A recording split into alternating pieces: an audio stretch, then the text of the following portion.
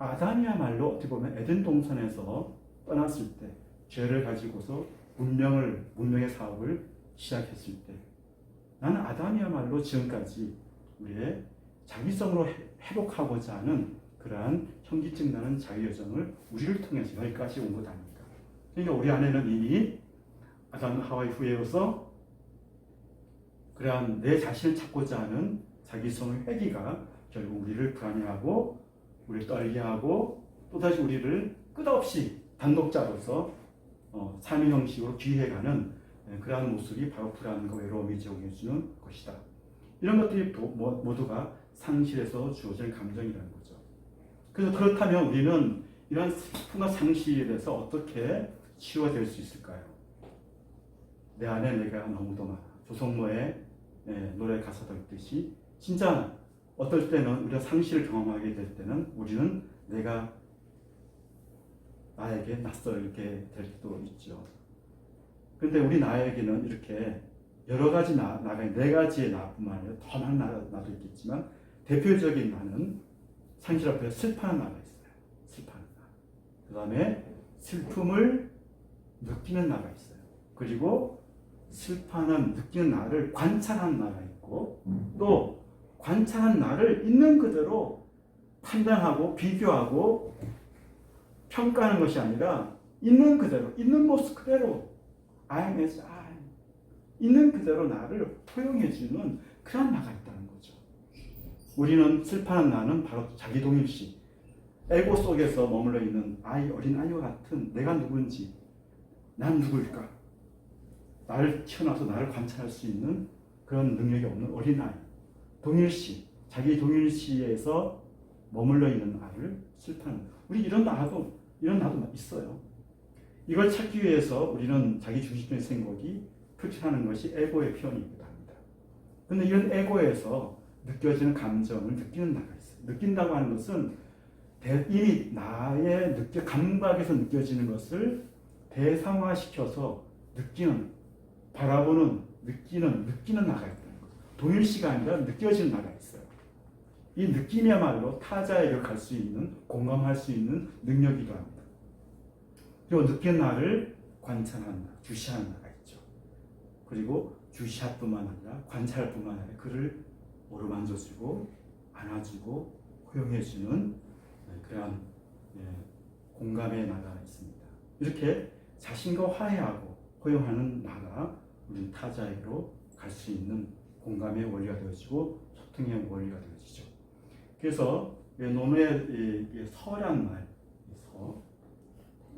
서가 어디 있을까요? 여기 있네요. 서. 이 서라고 하는 것은 아까도 말씀드렸지만 같은 마음이라는 뜻이죠. 내가 원하는 것은 상대방이 원할 수가 있겠습니다. 내가 싫어하는 것을 상대방도 싫어하죠. 그래서 내가 원하는 것을 상대방으로 하여금 하게 하고 내가 싫어하는 것을 상대방 하지 않게 하는 것, 이것이 공감이고 이거 용서라는 거죠. 오늘날 윤리학, 서양 윤리학, 맥킨타이어나 서양 윤리학, 칸트 윤리학은 외제적 규범주의에 의해서 형식주의의 규범에 맞춰서 만들어진 형식주의적 윤리학이라고 해요. 근데 동양학에서 윤리는 외제적 규칙에 의해서 만들어지는, 지키는 규칙 형식주의가 아니라 내 자신의 정감을 통해서 내가 싫어하고 좋아함을 축이급이 나를 미뤄서 타자에게로 미뤄가는 것, 이것이 동양 윤리의 시작입니다. 그러니까 윤리가 외제적 규칙 윤리냐 아니면 내 안에서 느껴진 호감, 기호의 좋고 나쁨에 대한 정감에서 표현되어진 윤리냐, 엄청난 차이가 있습니다. 우리가 외제적 형식주의에 무조건 규칙주의로 빠진다면 오래가지 못해요.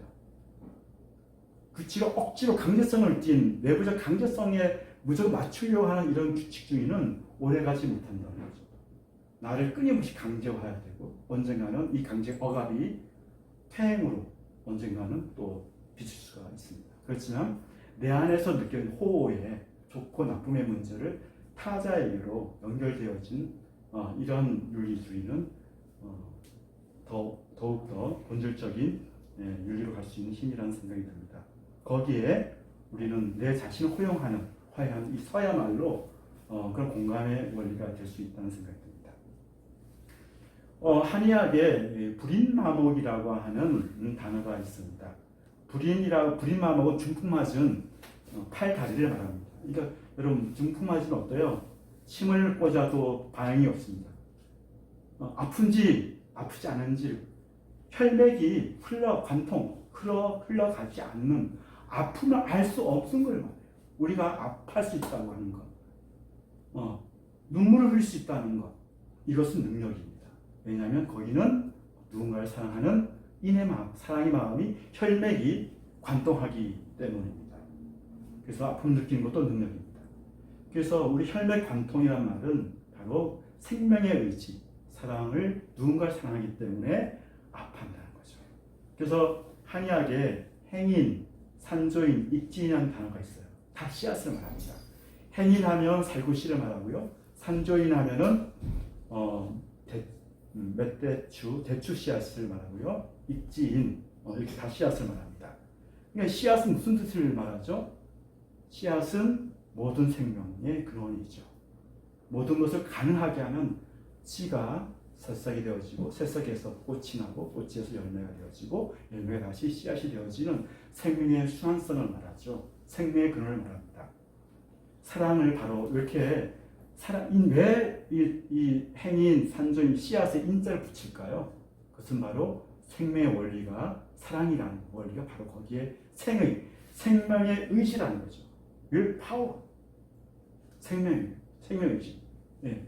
이것이 바로 생명의 의지야말로 우리를 이렇게 그래서 지옥에 이런 말이 있어요. 하늘과 땅이 만물을 낳고자 하는 마음 그것을 사랑이라 합니다. 천지생물지시 왈인. 이렇게 그 최시영 선생이 여러분 아시죠? 최시영 선생이 동학의 술라에 쫓겨서 저 고창에 설창이라고 하죠. 눈이 많이 오기 때문에 겨울에 피신해 있었습니다.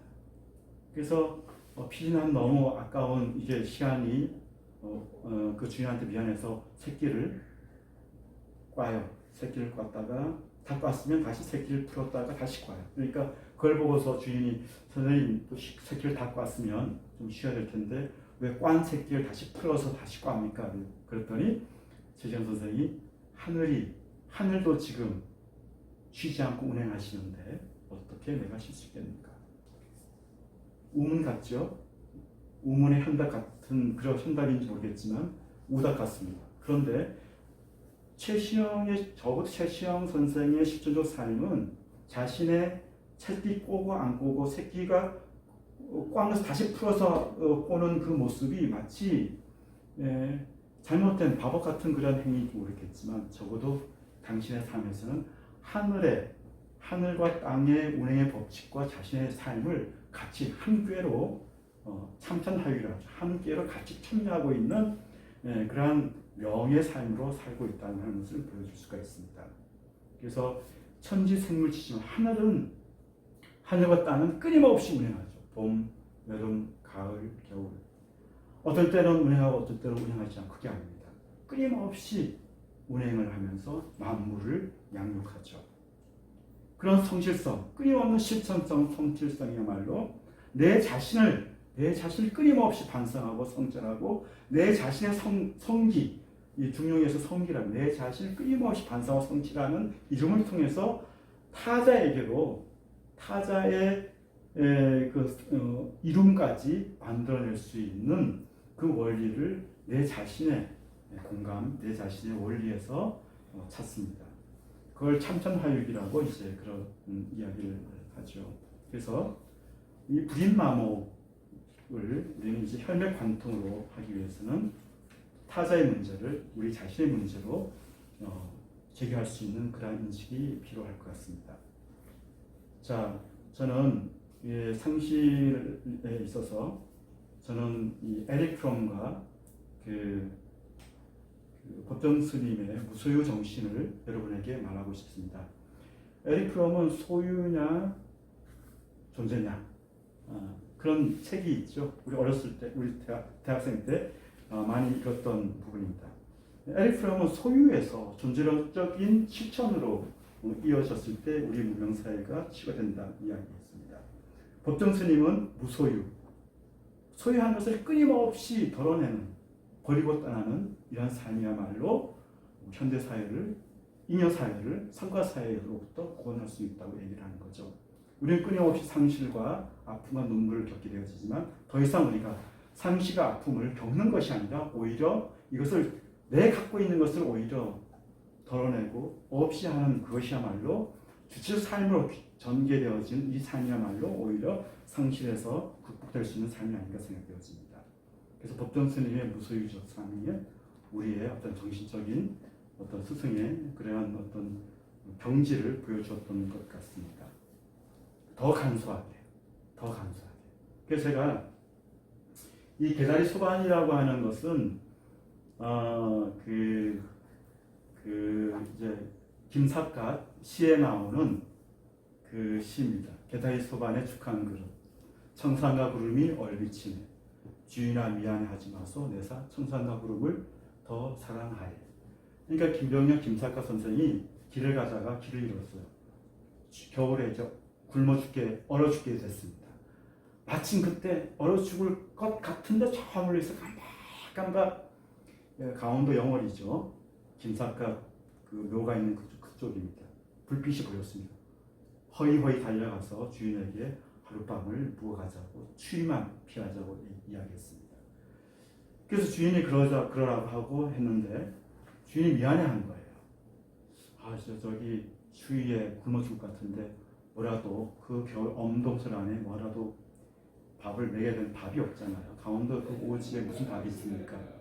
그래서 그 밥이 쌀이 있는데 그 신주단지로 이렇게 쌀이 묶어둔 거예요. 접시 같은 그런.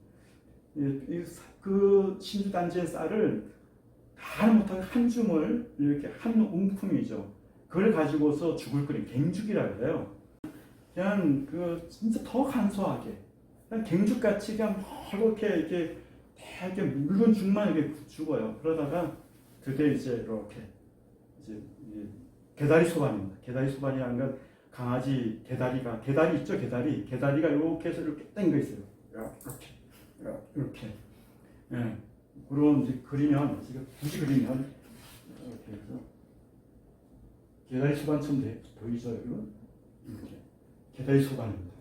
여기에 이렇게 죽을 이렇게 이제 한 걸 줬단 말이야. 그리고 그 추우니까 얼마나 뜨끈뜨끈한 이제 갱죽이니까 이 수직에 올라갑니다. 근데 이 건더기는 없어요. 건더기는 없고 그냥 멀건 이제 죽이죠. 미음 같은 거예요. 그러니까 주인이 부끄러운 손으로 이렇게 미안합니다. 부끄러운 손으로 이제 그래도 이거라도 좀 두시오. 그랬더니 김병현 선생 김삿같이 주인을 위로한다고 쓴 시가 계다리 소반이에요. 다시 한번 읽어드릴까요? 계다리 소반에 죽한 그릇. 청산과 구름이 얼비치네. 그러니까 뜨거우니까 이게 숟가락을 이렇게 긁어서 먹을 거 아니에요. 긁어서 먹으니까 여긴 죽이 이렇게 긁어서 먹으면 이렇게 내려온단 말이야. 그러니까 마치 산이 거꾸로 처박혀 있는 것처럼 보인다는 거지. 산이 거꾸로 처박히고 여기에 막 구름이 이렇게 올라가는 거야. 그러니까 계다리 소반에 죽한 그릇. 청산과 구름이 얼비치네. 주인아 미안해하지 마소 내사 청산과 구름을 더 사랑하여. 거기서 참 아름다운 장면이 보이죠. 주인은 미안해서 부끄럽게 하고 또 김삿갓은 미안해하는 그를 어루만지면서 나는 죽보다는 청산 구름을 더 사랑한다. 그런 마음을 위로하는 아름다운 정감 있는 그런 시죠. 우리 시대에 요청되어지는 것 바로 계다리 소반 죽한 그릇. 우리가 이재만 선생이 그런 말을 하더라고요. 덥게 입지 말라는 거예요. 옷을 헛겹으로 입어라. 옷을 2겹, 3겹 입으면 근육이 늘어난다. 그 근육이 늘어나는 것이 바로 만병의 원인이다. 헛겹을 입고 춥게 입으면서 한 겹을 이웃에게 나눠주라. 기름지게 먹지 말라. 기름지게 먹으면 내장이 오장육부가 기름진다. 그것이 또한 만병의 근원이다. 성인병의 근원이다. 더 간소하게 먹을 때 남아있는 잉여의 음식물을 이웃에게 굶어 죽은 사람에게 나눠주라. 그것이 궁극적으로 의사가 필요 없는 세상, 병원이 필요 없는 세상, 약이 필요 없는 세상이 된다는 거예요. 우리가 성의로 갈 수 있는 것은 멀리 있지 않습니다. 우리가 갖고 있는 것은 잉여를 옆에 있는 사람에게 나눠주는 것. 그런 실천이야말로 바로 성인의 삶의 표현이고, 상실을 당하는 것이 아니라 끊임없이 상실을 버리고 떠나는, 내려놓는 이 삶이야말로, 무수요적 삶이야말로 우리 상실을 극복할 수 있는 요체가 여기 있다는 생각이 듭니다. 우리는 어디서 무엇이 되어 다시 만나겠습니까? 우리는 무엇이 되고자 할까요? 우리는 왜 여기에 있죠? 김광섭의 저녁이라는 시가 있어요. 저 많은 중에 별 하나 나를 바라보고 있다.